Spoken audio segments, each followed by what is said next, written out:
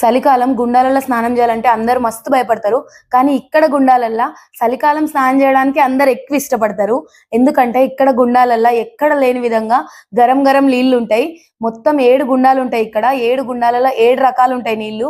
ఒక దాంట్లో ఫుల్ వేడిగా ఉంటాయి, ఒక దాంట్లో నార్మల్గా ఉంటాయి, ఒక దాంట్లో ఇట్లా కొంచెం మీడియంగా ఇట్లా 7 గుండాలలో 7 రకాలు ఉంటాయి. అలా సెకండ్ గుండంలో 5వ గుండంలో అయితే ఫుల్ గరం ఉంటాయి నీళ్లు. ఇక్కడ గుండాలల్లో ఎవరో నీళ్ళు నింపి వేడి చేసిన వాటర్ కావు, అవి నేచురల్ గా భూమిలోకెళ్ళి వచ్చి వేడి ఉంటాయి అన్నట్టు.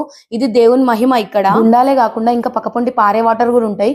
అక్కడ కూడా మస్తు సేపు ఆడుకున్నాం. మా పిల్లలు అయితే మస్తు ఎంజాయ్ చేసారు. చిన్నప్పటి నుంచి మాకు ఇక్కడికి రావాలంటే మస్తు ఇష్టము. అన్ని చెప్తుంది. ఇంతకీ ఈ గుండాలు ఎక్కడ ఉంటాయి, ఈ గుడి ఎక్కడ ఉంటది అని అనుకుంటుర్రా?